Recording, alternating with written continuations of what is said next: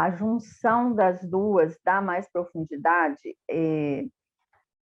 de uma forma mais didática, para entender por que que a constelação de regressão leva a um nível mais profundo de cura do que a constelação, não diminuindo aqui a importância e o nível de cura da constelação focada na ancestralidade, na minha infância, né? Mas são níveis de cura que, na nossa jornada de alma, porque nesse trabalho, gente, não é, eu sempre falo assim, não é uma coisa mágica, eu fiz uma constelação e a minha vida mudou. Às vezes a pessoa fica com essa sensação, e isso me dá até um desconforto, porque traz para o campo do trabalho algo como se fosse assim, meio mágico, e não se trata disso. Às vezes acontece sim, da pessoa fazer uma constelação e ter uma mudança importante na vida dela, mas isso é porque essa pessoa já tem um caminho. Aquilo foi assim, a gota d'água para acabar de abrir o campo energético para a questão que estava emaranhada fluir, tá? Mas por que que a constelação de regressão fica mais profunda? De modo geral, a gente vê que o que nós trabalhamos na constelação e na regressão também é a nossa relação com a culpa, com o padrão de vítima, com o padrão de algoz, e nós temos uma tendência a ficar mais confortável quando eu estou no padrão de vítima do que no padrão de algoz. E eu também fico mais confortável quando eu olho para os meus ancestrais e vejo lá padrões de algoz nos meus ancestrais. Isso tira de mim a autorresponsabilidade de olhar para o algoz que habita em mim, para a sombra que habita em mim, porque isso está em todos nós. O bem e o mal habitam em todo ser humano. Não dá para eu separar, aqui está o lado dos bons, aqui está o lado dos maus, né? Não existe. Dependendo do que eu estou vivendo e da perspectiva que está sendo visto, aquilo se torna bem ou mal. Depende, né? Um exemplo simples para a gente ver isso, por exemplo, se eu levar uma criança de 2 anos, 3 anos para tomar uma injeção, para levar um ponto, ela vai gritar, ela vai ficar com raiva, ela vai olhar para o médico com raiva, ela vai olhar para mim assim, como assim você está deixando fazer essa maldade em mim? Do ponto de vista da criança, ela está sendo ali agredida. Do ponto de vista do médico, ele está curando. Do ponto de vista dos pais, eles estão cuidando.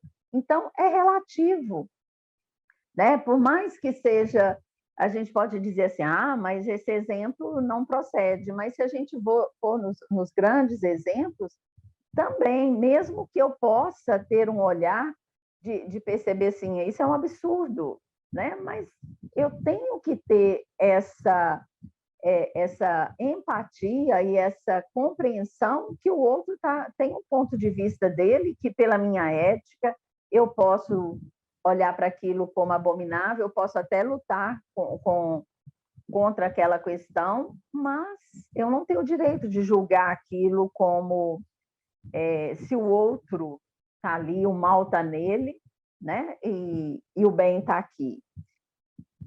Então, mais ou menos nesse nível de consciência que a gente percebe que quando eu estou no campo da ancestralidade, eu reforço em mim o lugar de salvador, de vítima, do bem, porque eu estou olhando e julgando. Às vezes até emaranhado na questão dos meus antepassados.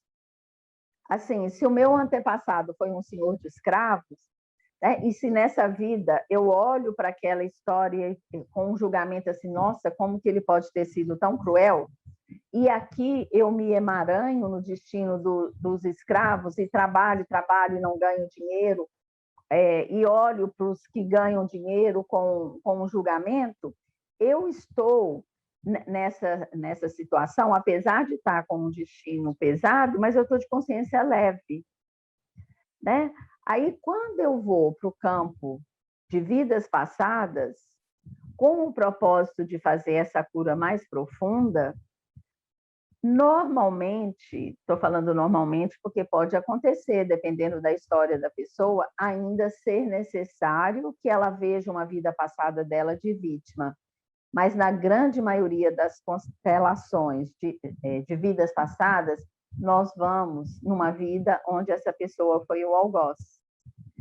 Como eu já trabalhei muito esse campo na minha formação de vidas passadas, entrando em contato com a nossa sombra, transmutando a nossa sombra, honrando, buscando a força que tem dentro dela.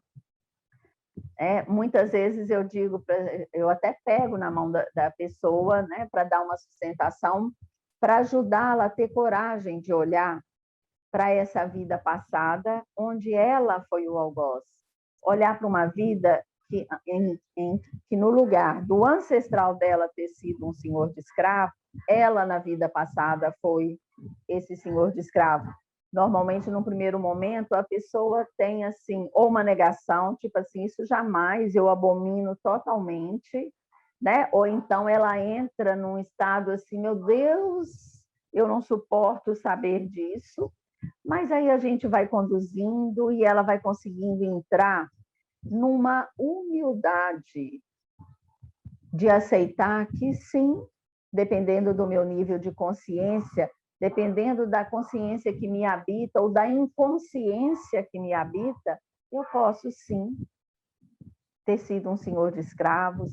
Até hoje, dependendo da situação da minha vida, eu posso tornar uma pessoa, né, que seja capaz de ter comportamentos dentro de uma situação de guerra, por exemplo, né? Tem estudos que mostram isso. A gente perde a capacidade empática quando eu estou em níveis de sobrevivência, né? E se eu sou uma pessoa que tem um medo muito grande, eu posso ter atitudes que depois que passa aquele momento, eu vou sentir assim, nossa, como que eu fui capaz de fazer isso? Então, da mesma maneira que aqui nessa vida a gente pode fazer, em vidas passadas, todos nós, né, dentro desse campo do inconsciente coletivo, já tivemos experiências de estar na vida de algoz. E aí, quando eu visito esse campo terapeuticamente, com a força de um guerreiro e com a consciência de que hoje, né, eu estou num outro lugar, e sabendo que na viagem da alma eu vou aprendendo, eu consigo ir lá, olhar com uma neutralidade que não significa indiferença, encontrar, inclusive, uma humildade de saber que um destino me tem, não sou eu que tenho um destino, uma consciência me tem, uma inteligência me tem, né? Que é algo que é acima do meu desejo. Eu vou me entregando com isso, assim, a esse mistério que é a nossa vida, a esse mistério que é o sentido da vida, e saber que a vida habita em mim e eu movimento um fragmento da grande alma, da grande vida, onde eu não tenho total liberdade, eu não tenho total escolha, eu estou presa num campo que é maior. Né? E aí, quando eu vou compreendendo tudo isso e aceitando, e eu olho com misericórdia para o que aconteceu na outra vida, tanto para quem está no lugar de algoz, para quem está no lugar de vítima, consigo olhar para as vítimas e enxergar também a dignidade deles, a força do destino deles, que eles não são ali meros objetos que estiveram na minha mão como algoz, né? Que tem um sentido aquela vida ali, tem um sentido. Como diz o Viktor Frankl, né? Que viveu no campo de concentração, ele diz assim, se eu não encontrar um sentido de todo esse sofrimento aqui, se não tiver algo para eu aprender aqui, não faz sentido viver. Dizer que o sentido de estar nisso aqui é simplesmente quem vai sobreviver é muito pouco para eu ter força para lutar. Precisa ter algo mais, eu preciso encontrar um sentido em tudo isso.